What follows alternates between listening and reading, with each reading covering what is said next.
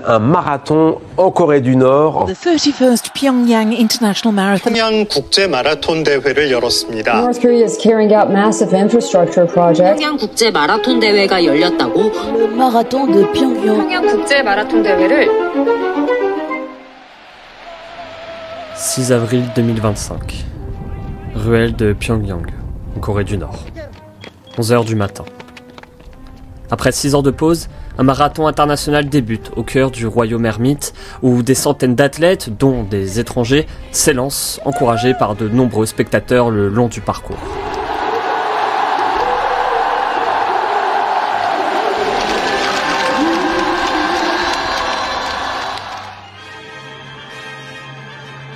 Toutefois, afin de mieux comprendre l'importance derrière cette course, revenons quelques années en arrière.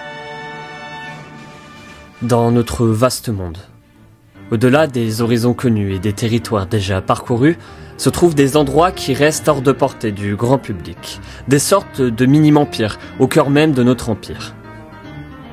Cela concerne des bouts de terre, telle la zone 51, des îles comme celle de North Sentinel et même une contrée. Le royaume ermite, le pays de secrets, des surnoms qui parlent d'eux-mêmes. À l'heure d'une époque toujours plus mondialisée, toujours plus connectée, toujours plus multipolaire, une exception vient confirmer ces nouvelles règles d'or. La République populaire démocratique de Corée, plus connue sous le nom de Corée du Nord, mêle mystère à isolement. Cette terre se dresse comme une énigme sur la carte du monde, à la fois fascinante et inquiétante. La beauté naturelle des montagnes coexiste avec une réalité politique complexe. La nuit, le ciel nord-coréen se pare d'une obscurité profonde, à peine troublée par quelques lumières éparses. Une pénombre, qui ajoute à l'aura de mystère qui entoure cette nation, laissant libre cours à l'imagination pour peupler les ténèbres de récits ainsi que de légendes. Cette néopuissance nucléaire intrigue, captive telle une étoile lointaine dans la constellation des nations.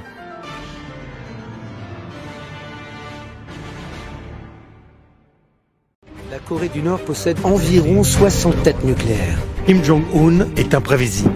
Il est très difficile de prédire ce que fera la Corée du Nord. Nous entrons dans une nouvelle ère avec la Corée du Nord. Une ère où nous ne voulions pas entrer. Alors que les cliquetis de sabres mélangés aux démonstrations nucléaires ponctuent l'actualité nord-coréenne, le sport fournit ponctuellement de rares lueurs d'espoir. Et oui, même dans cette dictature hermétique au reste du monde, on fait du sport, et même à un niveau professionnel. On parle quand même ici d'une nation qui cumule près de 56 médailles olympiques et présente un palmarès très honorable dans certaines disciplines.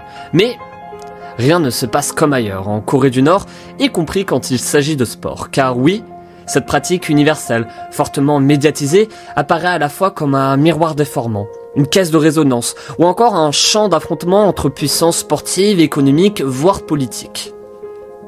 Impact financier, symbolique, social ou encore culturel, le sport exprime une partie du pan d'une contrée aux yeux du monde. Et cela, Kim Jong-un l'a très bien compris en améliorant cette arme jour après jour afin de l'élever au même stade que celle de son homologue du nucléaire.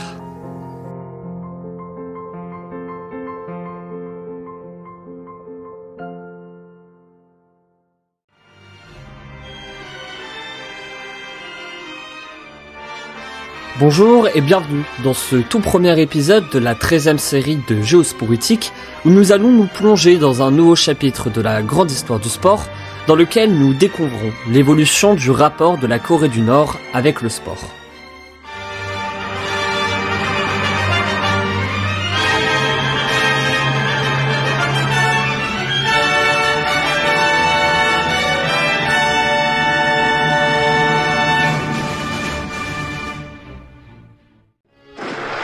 Chtikov a installé au pouvoir un communiste coréen formé en URSS, le docile Kim Il-sung, 38 ans, et militarisé le pays avec un service obligatoire de 6 ans.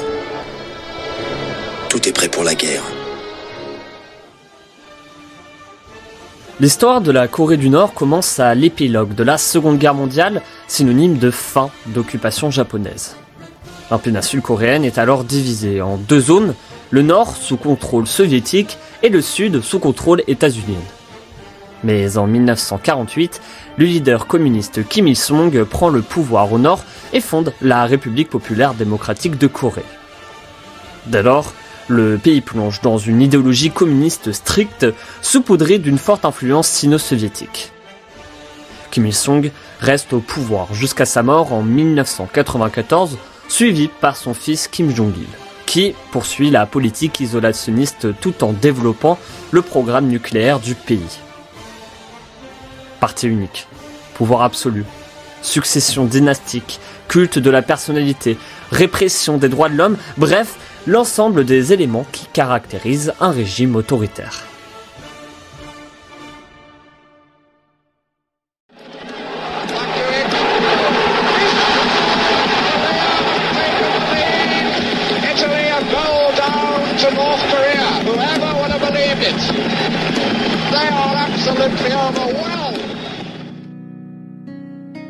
Durant l'ensemble du XXe siècle, la culture et l'art représentent les principaux canaux de propagande du régime.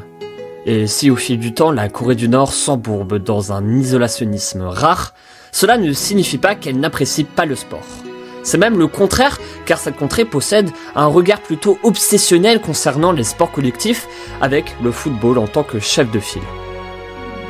On a plutôt tendance à l'oublier, mais la Corée du Nord détient une belle histoire footballistique qui ne date pas d'hier, à l'image de ce quart de finale de Coupe du Monde en 1966, après avoir notamment battu l'Italie à la régulière en phase de poule.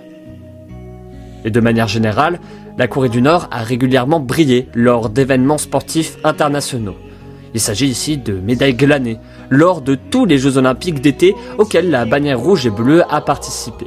Et la politique d'ailleurs n'était déjà pas très loin, avec les boycotts des Jeux Olympiques de Los Angeles en 1984, en soutien à leurs alliés soviétiques, ainsi que ceux de 1988 organisés chez leurs antagonistes du Sud.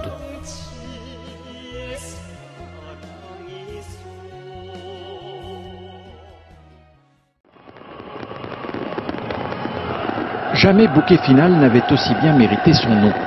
Épilogue d'une journée historique pour la Corée du Nord, celle où l'actuel leader, Kim Jong-il, a présenté au peuple et au monde son successeur désigné en la personne de son propre fils, Kim Jong-un. Troisième Kim, donc, a accédé au pouvoir puisque son père était lui-même le fils du fondateur de cette dynastie communiste. Néanmoins, cette romance entre Corée du Nord et sport débute réellement à partir de 2011, date à laquelle le petit-fils de Kim Il-sung, un certain Kim Jong-un, perpétue la dynastie familiale au pouvoir en prenant la succession de son défunt père Kim Jong-il. Âgé de seulement 27 ans, le néo-père de la nation compte bien impulser une dynamique davantage moderne. La nation connaît alors de nombreuses évolutions politiques, militaires, économiques, sociétales, mais aussi et surtout sportives. Car dès l'année suivante, le régime met en place le comité d'orientation des sports de l'État, chargé des politiques et des projets liés au sport. L'objectif est élémentaire, transformer ce pays en une puissance sportive. Un souhait souligné par le nouveau dirigeant nord-coréen lors de son discours du Nouvel An 2015. Le pays tout entier devra s'enthousiasmer pour le sport et les sportifs de haut niveau porter fièrement le drapeau de la République à l'international. Maintenant, les athlètes qui réussissent reçoivent des appartements de luxe en reconnaissance de leur réalisation. Et plus globalement, c'est toute une stratégie touchant les disciplines moins développées qui est mise en place afin d'élargir leurs possibilités de remporter des médailles.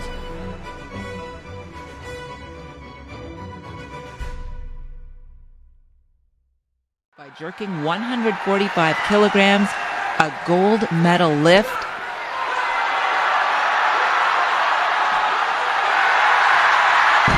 And the crowd loved it.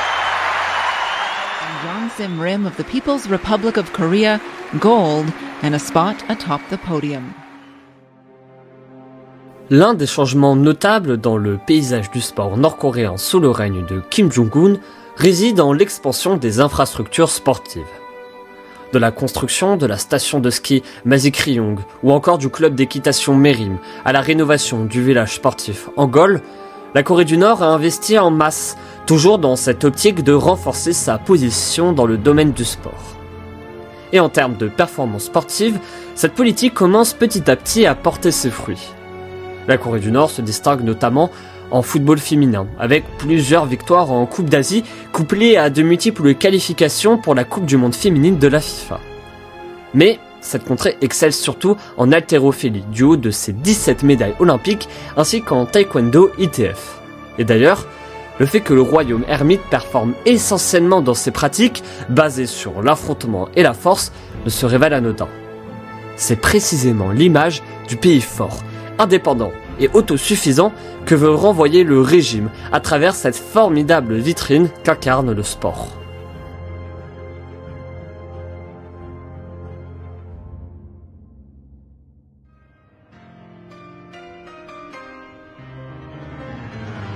C'est ainsi que se termine ce premier épisode de Géopolitique, le sport comme arme contemporaine de la Corée du Nord. Son utilisation par le régime de Kim Jong-un, c'est le thème du prochain épisode. D'ailleurs, pour ceux qui ne savent pas, ce podcast est entièrement produit par moi-même, Alexis Gallo, qui est un jeune étudiant de 18 ans.